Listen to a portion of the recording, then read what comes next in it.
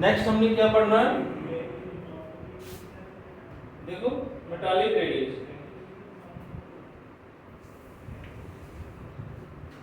It is, क्या होता है ये, it is the mean of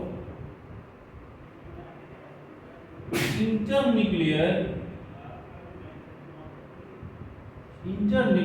distance, mean of internuclear distance when metal atom are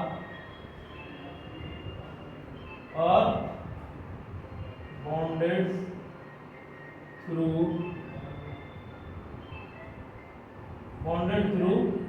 metallic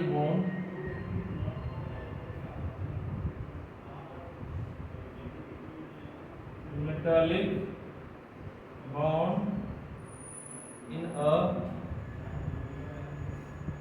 metallic crystal। Metallic crystal में ये कैसा बॉन्ड बना रहा है, वही इससे क्या होगा, मेटालिक। ठीक है,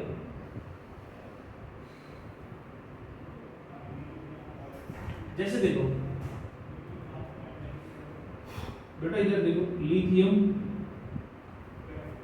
लिथियम लिथियम, मान लो लिथियम, ठीक है, लिथियम लिथियम लिथियम लिथियम, इसके भी नीचे है लिथियम लिथियम लिथियम, फिर से नीचे लिथियम। ठीक है, ये जो बॉन्ड बनाया, क्या बनाया, बॉन्ड बनाया, ये इधर भी बनाएगा, ऐसे तो यहीं तक तो नहीं रहेगा ना, रिड्यूस स्ट्रक्चर में ना, इसके साथ भी, इसके साथ भी, इसके साथ भी। तो इन दोनों के बीच का जो इंटरन्यूक्लियर डिस्टेंस है, इसका जो निकालेंगे, ये क्या है, इलेक्ट्रॉन फ्लोड है ना, ये क्या है, इलेक्ट्रॉन फ्लोड। इनका जो मीन पोजीशन, मीन डिस्टेंस होगा, उसी को बोलेंगे मेटालिक रेडियस। और ये जहां जहां मेटालिक बॉन्ड बनता है, मेटल होते हैं, मेटल के अंदर ही मेटालिक बॉन्ड। 4 बजे है।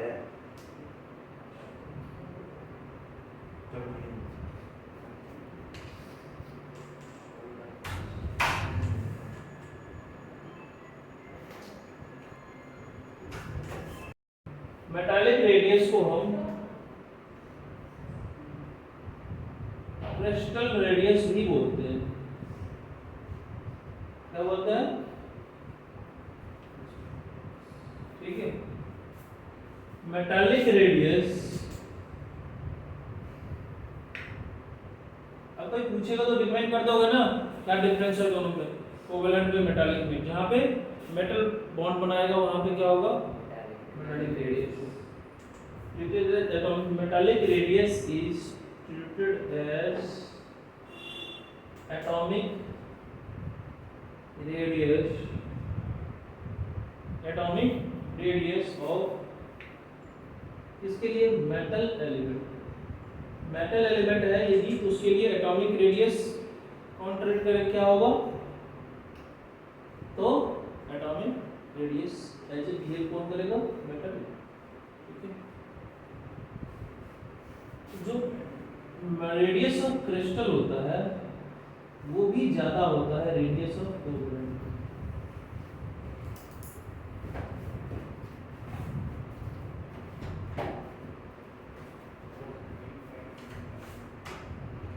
ठीक है,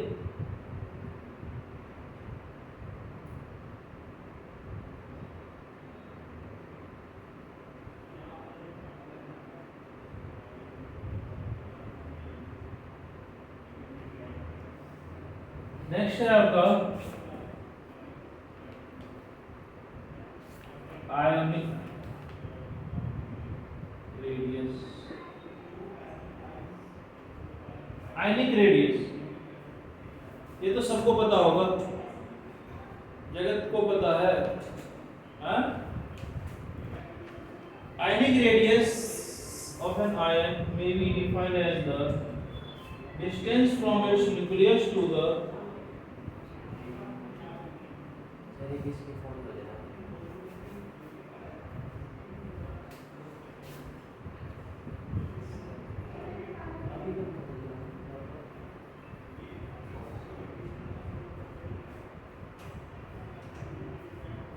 ionic radius of an ion may be defined as,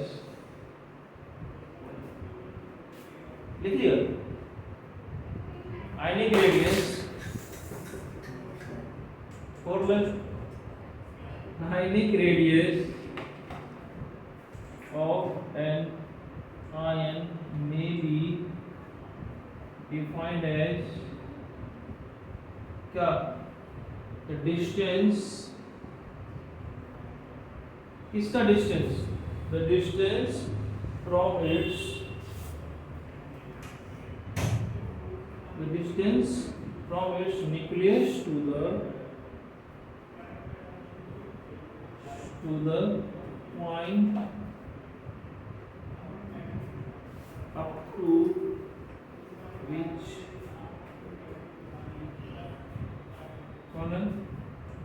to which the nucleus has influence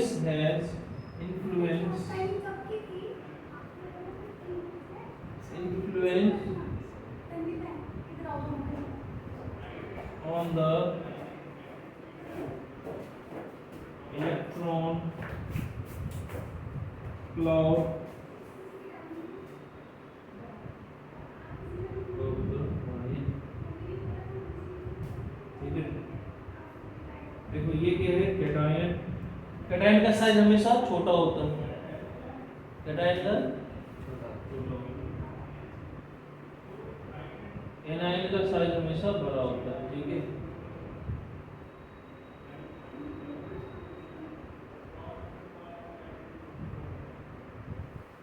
तो ये डिफाइन क्या होगा, ये वाला डिफाइन क्या होगा, रेडियस ऑफ कैटायन। ठीक है, ये है हमारा एनायन और ये है हमारा कैटायन।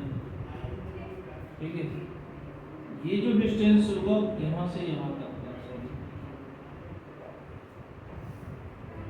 ये होगा radius of anion. Marker black वाला ही नहीं, दूसरे से दिखा देते हैं।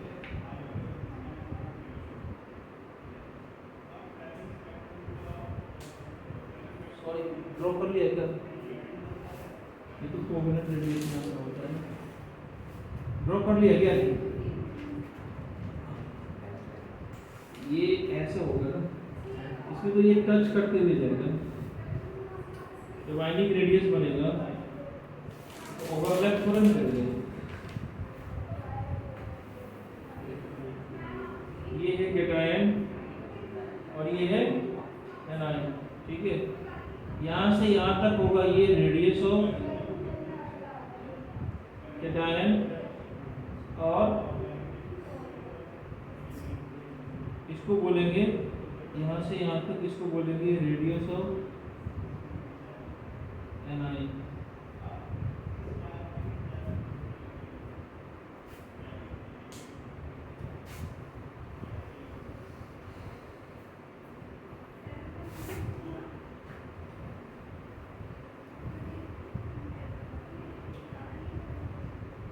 देखो, radius of cation less than होता है रेडियस ऑफ एटम। ठीक है, और radius of anion greater than होता है रेडियस ऑफ एटम। ठीक है,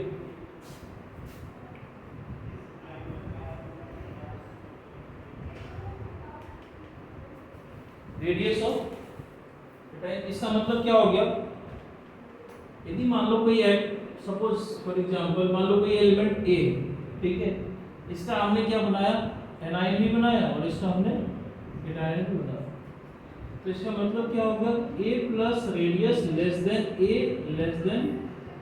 माइनस। ठीक है,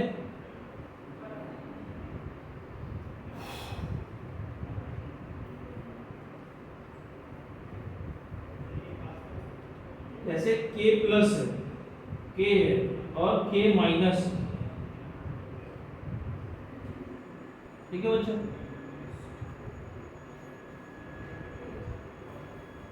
जैसे एग्जांपल एक देख लो, सोडियम है हमारा, ठीक है, सोडियम से एक इलेक्ट्रॉन निकालोगे तो Na+ हो जाएगा। इसका जो रेडियस होता है 1.57 एंगस्ट्रॉम है, और इसकी जो Na+ होता है इसका 0.95 एंगस्ट्रॉम होता है। क्यों होता है? क्योंकि एक इलेक्ट्रॉन निकल जाने के बाद सोडियम में कितने इलेक्ट्रॉन है? इलेक्ट्रॉन भी 11 है और प्रोटॉन भी कितना है? 11। एक इलेक्ट्रॉन निकाल लिया तो यहाँ पे इलेक्ट्रॉन कितना बचा? 10। प्रोटॉन कितना हो गया? हाँ, पहले क्या हो रहा था? 11 मिलके 11 इलेक्ट्रॉन को पुल कर रहा था। न्यूक्लियस के अंदर प्रोटॉन है ना, प्रोटॉन क्या कर रहा था? पुल कर रहा था किसको? 11। अब क्या कर रहा है? 11 मिलके 10 को ही कर रहा है। तो रेडियस डिक्रीज होगा, ज्यादा इफेक्टिवली ज्यादा पुल करेगा, क्योंकि 10 को ही करना है। तो क्या होगा? ज्यादा क्लोज आएगा। सेम में देखो क्लोरीन में, ठीक है, क्लोरीन ने एक इलेक्ट्रॉन लूज करके क्या गेन करके क्या बना दिया? Cl-। पहले इसका रेडियस 0.99 एंगस्ट्रॉम था, अब कितना हो जाएगा? 1.81 एंगस्ट्रॉम। क्या होता है समझो। पहले इलेक्ट्रॉन कितना था यहाँ पे? 17। प्रोटॉन कितना था?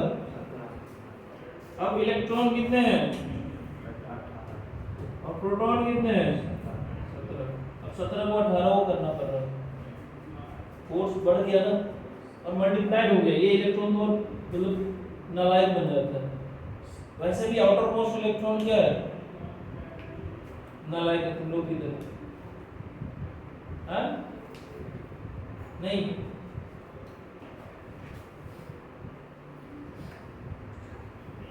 ठीक है।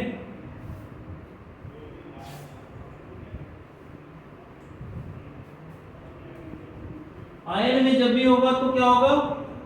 आयनिक रेडियस, ठीक है। अब बताओ आयनिक रेडियस बड़ा होगा कोवेलेंट से या छोटा होगा? बड़ा होगा, ठीक है।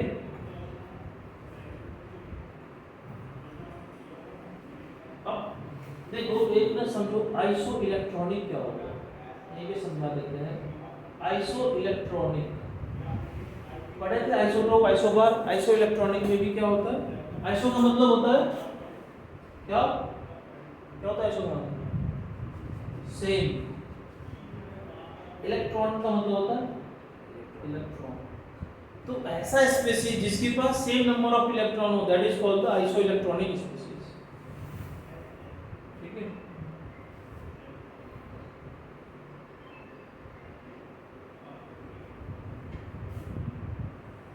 The ions of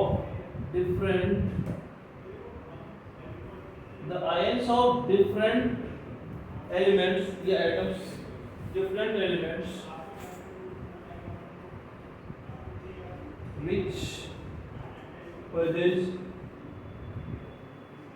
which possess क्या होगा? हाँ, the same number of electron,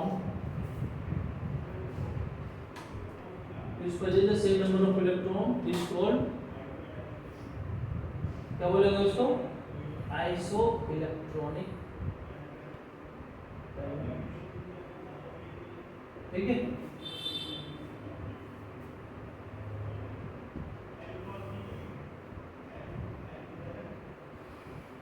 जैसे फॉर एग्जाम्पल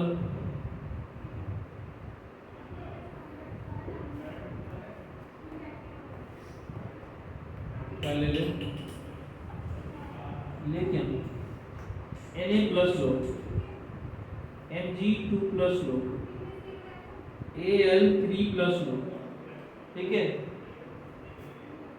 F- और क्या होता है? O2- और N3-। सब में देखो क्या है? इसका एटॉमिक नंबर कितना है? 11, 12, 13, 9, 8 और ये है ना। इसमें इलेक्ट्रॉन कितने हैं?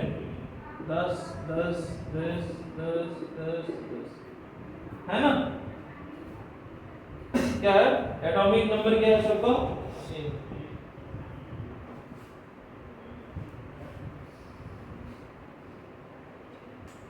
ठीक है।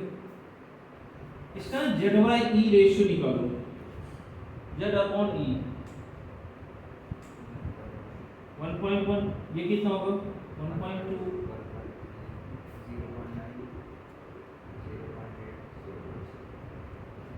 तुम काहे ना बोल रहा है, पान खाएगा नहीं, सबको बोल रहे हैं, ठीक है।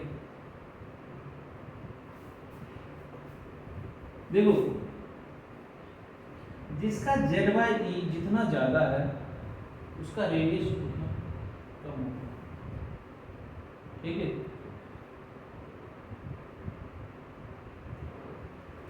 फोर आइसो इलेक्ट्रॉनिक एलिमेंट्स, इसके लिए आइसो इलेक्ट्रॉनिक Z/E रेशियो यानी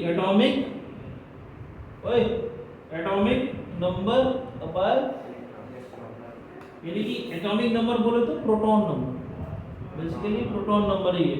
प्रोटॉन अपॉन इलेक्ट्रॉन का रेशियो जिसका ज्यादा होगा उसका साइज उतना कम होगा, ठीक है। Z/E is greater than, size क्या होगा, साइज इज स्मॉलर होगा, ठीक बात। अरे भाई ना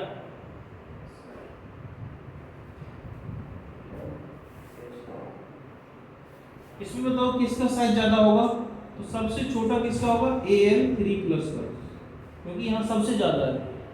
फिर क्या होगा Mg2+, फिर Na+, उसके बाद F-, फिर O2-, फिर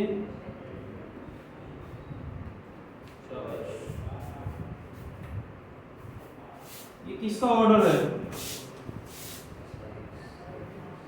रेडियस बोले या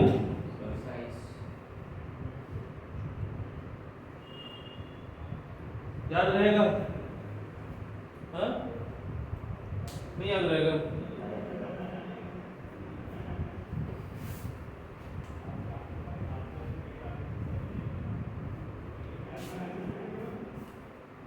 क्वेश्चन है यार, which is greater in size, which is greater in size, क्या क्या होगा, मान लो K और K+ है एक में, दूसरा इन दोनों में बताना है Na और Na and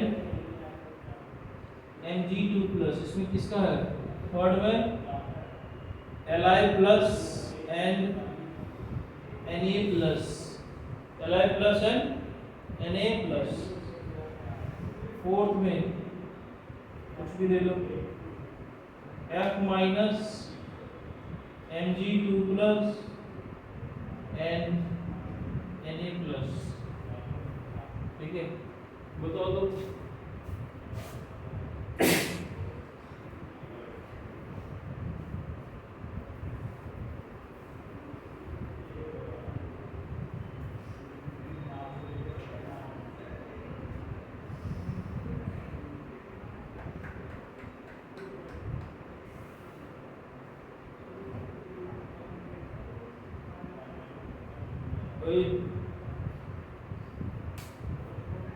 क्या हो रहा,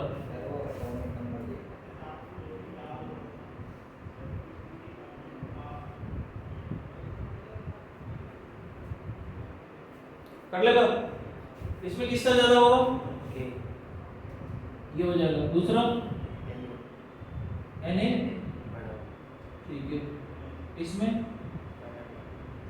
Na+ का हो जाएगा, सेल ज्यादा है, ठीक है। इससे क्लियर हुआ ना, यहाँ पे सेल ज्यादा है, नंबर ऑफ सेल ज्यादा है, ठीक है। ठीक है,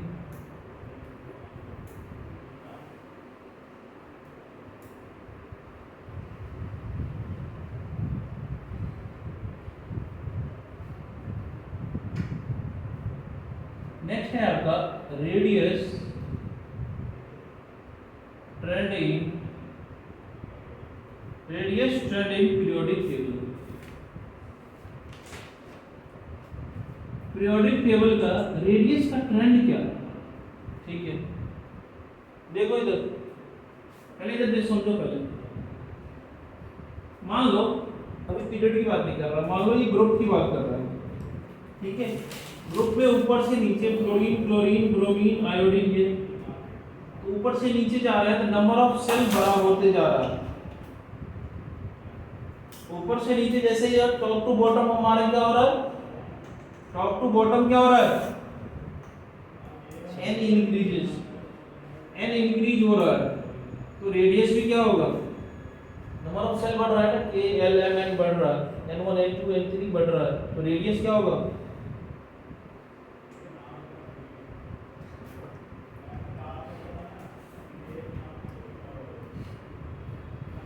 नंबर ऑफ सेल बढ़ रहा है तो क्या बढ़ रहा है, रेडियस बढ़ रहा है।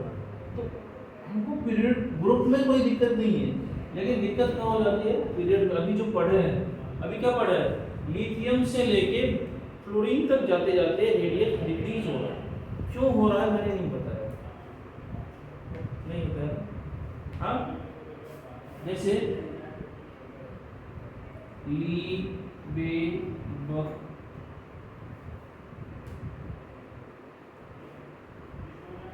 ठीक है। मान लो ऐसे आपने फ्लोरीन तक बढ़ रहे हो, ठीक है। हाँ, इसमें देखो इधर से इधर तक क्या हो रहा है, रेडियस आर डिक्रीज हो रहा है।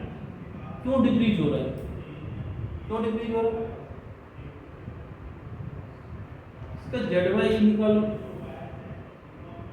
जेड वाई क्या होगा, इसका इलेक्ट्रॉनिक कॉन्फ़िगरेशन क्या होगा, बढ़ रहा है, चलो पहले फाइनल कर लो, बढ़ रहा है घट रहा है, तब तक मैं इसका इलेक्ट्रॉनिक कॉन्फ़िगरेशन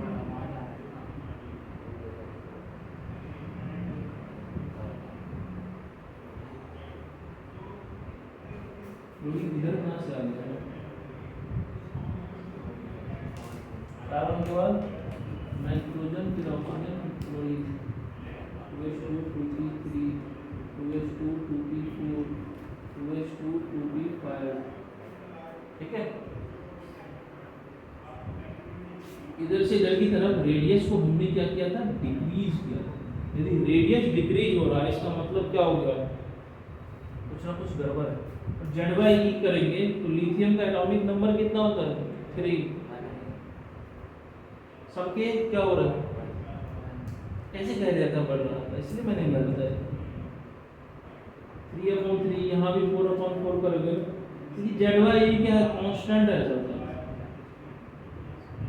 यहाँ तो ये भी रूल नहीं लग रहा है, अभी मैंने बताया जेड वाई ग्रेटर होगा तो रेडियस कम होगा, लेकिन यहाँ क्या हो रहा है, कांस्टेंट हो रहा है। इस केस में अलग है, इसमें भी जेड वाई कांस्टेंट है, वन ही है, लेकिन यहाँ पे नंबर ऑफ सेल बढ़ रहा है, यहाँ तो नंबर ऑफ सेल भी नहीं बढ़ रहा है, ये तो 2s 2s 2s 2s का ही है, n इक्वल टू 2 का ही है। Number of cell, number size बढ़ रहा है तो किसकी अकॉर्डिंग बढ़ रहा है, नंबर ऑफ सेल बढ़ने के कारण हो रहा है इधर। हां, इफेक्टिव न्यूक्लियर चार्ज, हां इफेक्टिव न्यूक्लियर चार्ज कहां दिख रहा है, कहां पड़ा है, पढ़ा हुआ है ना, कहां पढ़ा है, स्कूल में आया था। तो तुम लोग नहीं पढ़ा है, तुम लोग नहीं पढ़ा है। तो जो पीरियड में होता है ना ये इफेक्टिव न्यूक्लियर चार्ज की वजह से, कब पढ़ा है रेडियस, ये जो r होता है, सीधा r लिखो, r is inversely proportional to effective nuclear charge. Period के अंदर क्या होता है, जैसे जैसे इफेक्टिव न्यूक्लियर चार्ज बढ़ेगा रेडियस डिक्रीज होगा, ठीक है। इफेक्टिव न्यूक्लियर चार्ज बोलते हैं इसको जेड स्टार, क्या बोलते हैं, जेड स्टार, ठीक है। क्या बोलेंगे इसको, अब पढ़ेंगे सर इफेक्टिव न्यूक्लियर चार्ज होता क्या होता है, इफेक्टिव न्यूक्लियर चार्ज,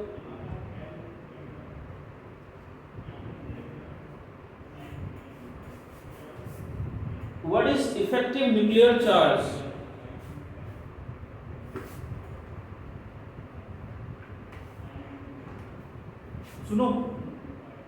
जब पीरियोडिक टेबल में इधर से इधर की तरफ जाएंगे तो r क्या होगा, डिक्रीज होगा, इधर से इधर जाएंगे तो r इंक्रीज होगा। ग्रुप के अंदर मैंने बता दिया, उसको नोट कर लेना, क्योंकि नंबर ऑफ सेल क्या हो रहा है, बढ़ रहा है। ठीक है,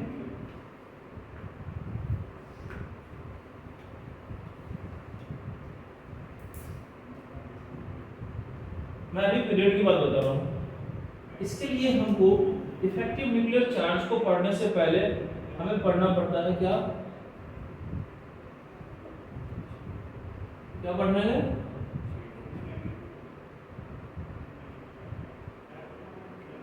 शील्डिंग इफेक्ट।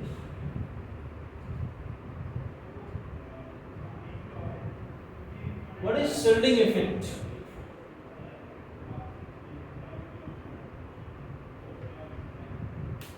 शील्डिंग इफेक्ट क्या होता है, क्या होगा शील्डिंग इफेक्ट? ये दिया गया किनके द्वारा, गिवन बाय स्लेटर। ठीक है, इसके द्वारा दिया गया।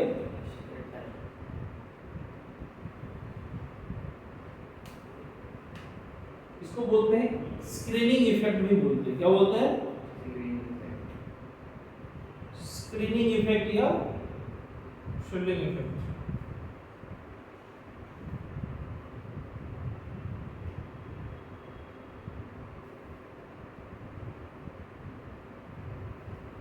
शील्डिंग इफेक्ट जो होता है वो क्या बताता है, जैसे मान लो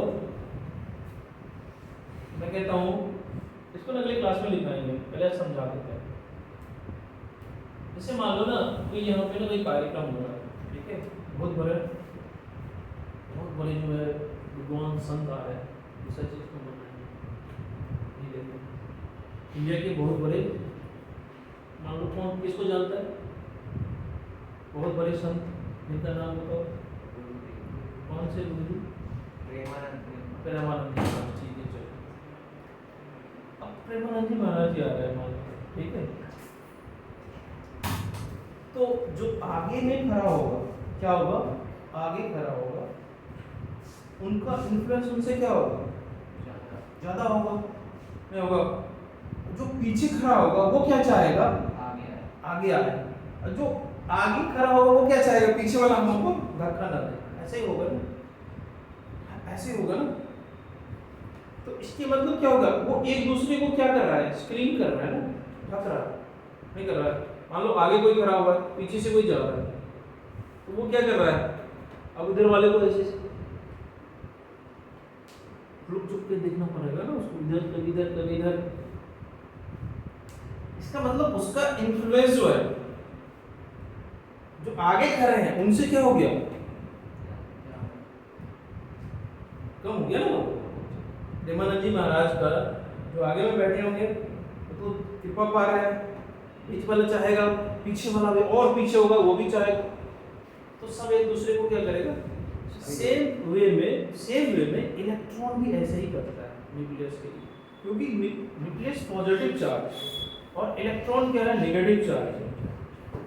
तो जो इनर इलेक्ट्रॉन है, क्या हो गया, जो इनर इलेक्ट्रॉन है वो क्या चाहेगा, जो बाहर वाला इलेक्ट्रॉन है ना उसको बाहर फेंकेगा, और जो आउटवर्ड इलेक्ट्रॉन होगा, जो बाहर का इलेक्ट्रॉन होगा, वो क्या चाहेगा, इसको और धक्का देने के लिए। तो हम क्या हो, तो इस फेनोमेनन में क्या होता है, एक दूसरे का क्या होता है, एक बाहर की तरफ फोर्स लगाएगा, एक अंदर की तरफ फोर्स लगाएगा, तो फोर्स कैसे कैंसिल आउट करेगा। मान लो ये न्यूक्लियस है, ठीक है, सपोज समझो, ठीक है, एक इलेक्ट्रॉन यहाँ पे है, दूसरा इलेक्ट्रॉन यहाँ यहाँ,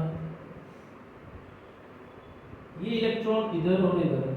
मान लो ये E1 है, ये E2 है, ये E3 है, ये E4 है, ये E5 है। अगले क्लास में इसको और अच्छे से बताएंगे, पहले भी समझिए, ठीक है।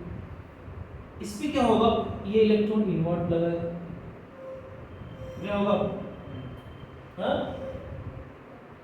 इधर क्या होगा, इस इलेक्ट्रॉन पे ये इसको इन्वर्ट लगाएगा, ये इसको इन्वर्ट फोर्स करेगा, ये इधर भी आउटवर्ड भी तो फोर्स लगाएगा, हाँ, ये इधर इसको बाहर या इधर इसको भी लगाएगा, ये इसको भी आउटवर्ड धक्का देगा।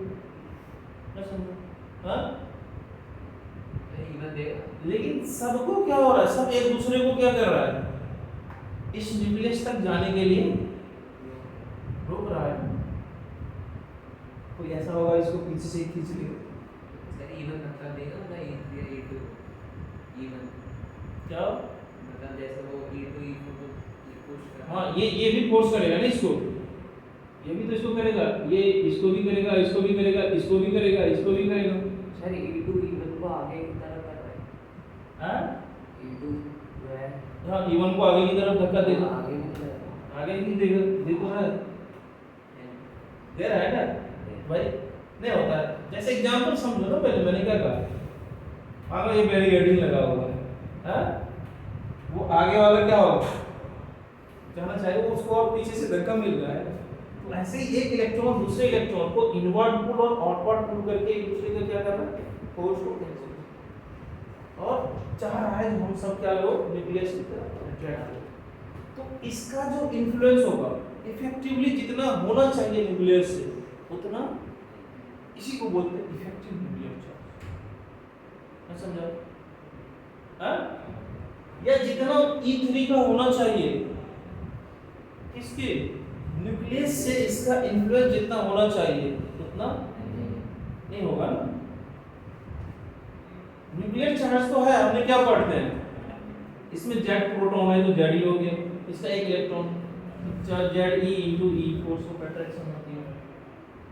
लेकिन ये E तो कैंसिल आउट हो रहा है, इसको तो क्या कर रहा है, पुल इनवर्ट और आउटवर्ड कर रहा है। रिपल्सन अट्रैक्शन है तो रिपल्सन भी तो कर रहा है, लेकिन इसके न्यूक्लियस से इसका क्या हो रहा है, इन्फ्लुएंस थोड़ा कम ज्यादा हो रहा है। तो जितना न्यूक्लियर चार्ज पहले होना चाहिए उतना न्यूक्लियर चार्ज अब नहीं है, इसी को बोलते हैं इफेक्टिव। हाँ, यदि एक ही इलेक्ट्रॉन सिस्टम होता, मान लो प्रेमानंद जी महाराज जी आ रहे हैं और उसको एक ही लोग देखने जा रहे हैं, तब तो उसका, इसलिए हाइड्रोजन एटम का स्पेक्ट्रम पढ़े हैं, बोर्स रेडियस अभी पढ़ के आए हैं। हाइड्रोजन एटम एक ही इलेक्ट्रॉन के लिए डिफाइन होता है, दूसरे के लिए एक ही इलेक्ट्रॉन सिस्टम के लिए डिफाइन हुआ था। मल्टी इलेक्ट्रॉन के लिए क्या बताया तुमने, फेल हो गया ना? हाँ, तो मल्टी इलेक्ट्रॉन में क्या हो रहा है, ये काम हो रहा है,